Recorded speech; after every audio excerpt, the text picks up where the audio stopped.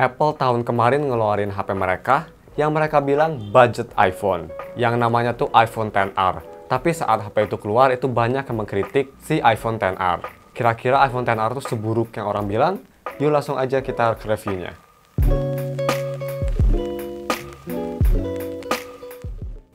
Halo guys, nama gue Stefan dari StefTech. Dan langsung aja kita review si iPhone XR. Yang pertama itu harga dan speknya. Jadi ini tuh yang varian 128GB yang harganya tuh 11 juta. Tapi kalian bisa beli varian yang paling murah yang 64GB seharga 10 jutaan. Dan untuk speknya sendiri dia itu pakai Apple A12 yang paling baru, RAM sebesar 3GB, IP67 water and dust resistance, 6,1 inch liquid retina display dengan PPI sebesar 326. Ada NFC, wireless charging, dan juga baterai sebesar 2942 mAh yang udah support fast charging. Tapi sayangnya kabel di box belum support fast charging, jadi kalian harus beli sendiri.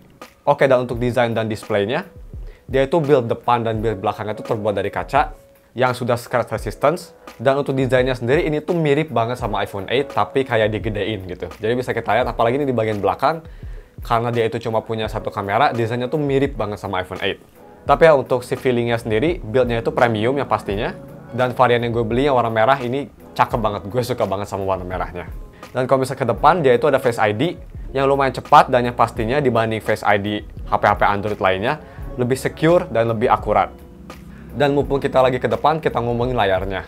Nah, jadi untuk layarnya sendiri, walau hanya 720p+, tapi menurut gue ini bagus banget loh. Dibanding dengan Android lain yang pakai LCD dan punya resolusi 1080p, gue bisa bilang ini lebih bagus. Kenapa? Karena dia itu punya warna yang lebih vibrant dan lebih sharp, dan juga punya warna hitam yang di kelas LCD ini deep banget loh. Sampai gue pas pertama beli, gue ngira ini AMOLED. Tapi memang kalau misal kalian pixel peeping, bakal kelihatan pixelnya, terutama kalau misal kalian lagi baca artikel di web.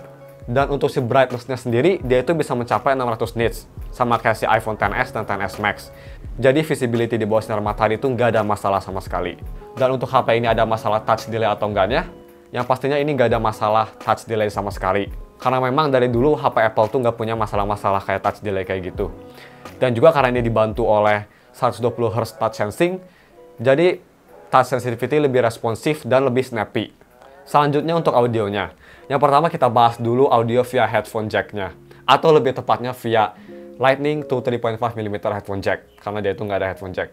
Dan yang untuk si kualitinya sendiri, dia itu punya suara yang detail, soundstage yang luas, bass yang punchy.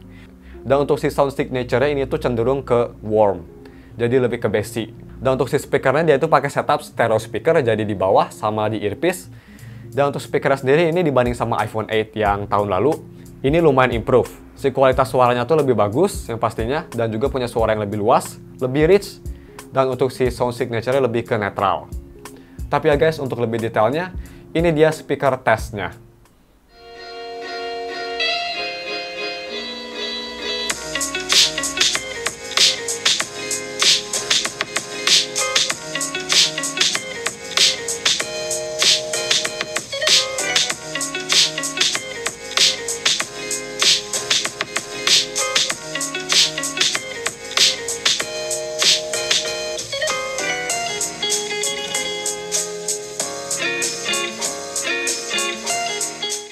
Oke, dan selanjutnya untuk si kameranya. Seperti kita lihat kalau misalnya di belakang, ini tuh kameranya nggak zaman now banget deh kalau misalnya kalian bisa bilang. Karena dia tuh kameranya cuma satu. Karena seperti kita tahu, HP-HP sekarang malahan HP yang cuma kayak 1,5 jutaan aja, kameranya udah 2. Tapi jangan salah dulu guys. Ini walaupun kameranya cuma satu, tapi dia ngambil gambar yang bagus banget loh. Tapi sebelum kita masuk ke sampel gambarnya, gue mau ngomongin speknya dulu. Jadi dia itu rear kameranya cuma satu, yang punya megapiksel sebesar 12 megapiksel dengan f1,8. Dan juga dia udah support optical image stabilization. Dan kalau misalnya kita ke depan, dia itu front kameranya sebesar 7 megapiksel dengan f2,2.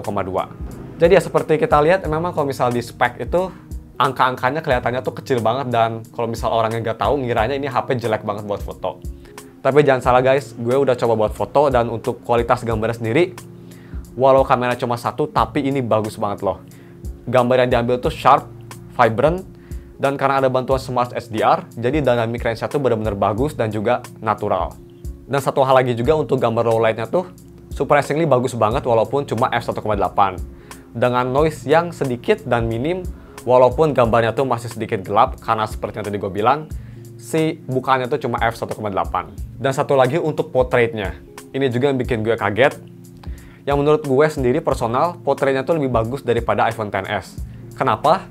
Karena kalau misalnya di iPhone XS, kalau misalnya kita mau portrait, dia itu pakai kamera kedua yaitu telefoto. Jadi si kameranya itu sedikit ngezoom atau ngezoom banget.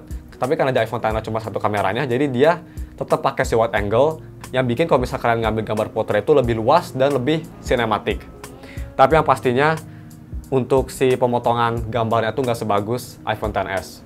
Dan untuk si video recordingnya sendiri, ini tuh bisa sampai 4K 60 fps yang pastinya udah distabilisasi juga.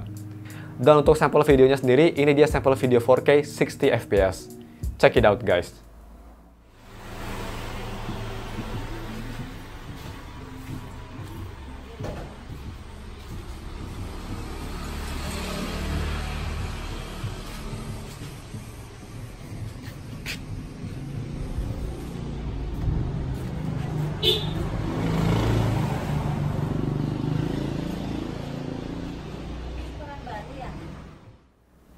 Dan untuk si gaming performance-nya.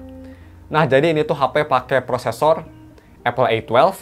Dan untuk si gaming performance sendiri, ini menurut gue performance-nya tuh paling bagus untuk saat ini dibanding sama HP Android atau HP Apple lainnya, kecuali iPad Pro yang pastinya.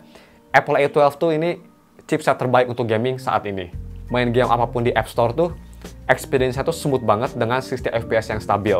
Dan satu lagi yang bikin gue suka sama gaming di iPhone dibanding gaming di Android, karena dia itu lebih optimisasi. Yang artinya kalau misal kita ngambil contoh satu game, Honkai Impact. Di Android kalau misal kalian main Honkai Impact, dia itu sedikit stuttering. Jadi kalau misal kalian pilih menu atau pilih mission, itu tuh kerasa banget ada sedikit stuttering dan nge-lag. Mau seberapa mahal pun HP kalian, kalau misal kalian main di Android, itu tuh kerasa banget stutteringnya. Tapi kalau misal di iOS, itu tuh smooth banget dan nggak ngerasa stutteringnya. Dan hal itu tuh dikarenakan si optimisasi game yang baik di iOS. Jadi ya, untuk gaming ini overall mantep banget. Best gaming experience deh menurut gue. Oke, dan selanjutnya untuk si user experience-nya.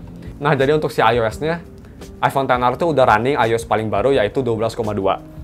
Yang pastinya dibanding sama iOS 11 yang bener-bener huge disaster, iOS 12 itu bener-bener smooth dan lebih cepat dibanding iOS 11. Dan untuk pemakaian sehari-hari kayak browsing, nonton YouTube, dan gaming, ini semua lancar banget dan smooth. Walaupun kadang-kadang kalau misal gue lagi buka app, kadang-kadang suka nge-freeze tanpa sebab. Tapi ya itu lebih karena si iOS-nya sendiri. Oh ya, dan ada satu lagi yang gue suka dari Apple, terutama dari si iOS-nya, itu tuh si software update-nya. Karena seperti kita tahu, Apple tuh kalau di masalah software update, dia itu paling nomor satu. Contohnya si iPhone 5S yang udah dari 2014, berarti udah sekitar 6 tahunan, sampai sekarang itu masih disupport sampai iOS 12,2 loh. Jadi ya ini salah satu selling point dari iPhone, yaitu si software update-nya. Oke deh, dan selanjutnya untuk si battery life-nya, dia itu punya baterai sebesar 2942 mAh, yang sudah support fast charging. Tapi sayangnya, khas Apple banget, dia itu nggak dikasih charger fast charging di box, cuma dikasih charger 5V 1A, yang bisa dibilang lemot banget. Jadi gue ngecas itu dari 20% sampai 100% tuh butuh waktu selama 2 jam 40 menitan. Yang bisa dibilang untuk HP zaman now, apalagi HP flagship di harga 10 jutaan, lemot banget. Dan satu lagi juga yang bikin gue kesel, kalau misal kalian mau fast charging, kalian harus ngeluarin duit lagi at least sekitar 300 sampai 500 ribuan biar bisa dapet si fast charging. Itu juga bukan dari original Apple. Kalau misal kalian pengen beli original Apple cable sama Apple charger, kalian harus nge-spend at least 1 juta lebih. Yang bisa dibilang itu keterlaluan banget. Tapi ya selanjutnya untuk si screen on time-nya gue bisa sampai 7 sampai 8 jaman. Dan di sini bisa kita lihat gue itu bisa sampai 7 jam 5 menit. Dan itu tuh gue pakainya tuh lumayan heavy loh. Jadi gue pakainya tuh dipakai gaming juga, gaming berat kayak Honkai Impact nih di bawah, browsing YouTube dan juga sosial media.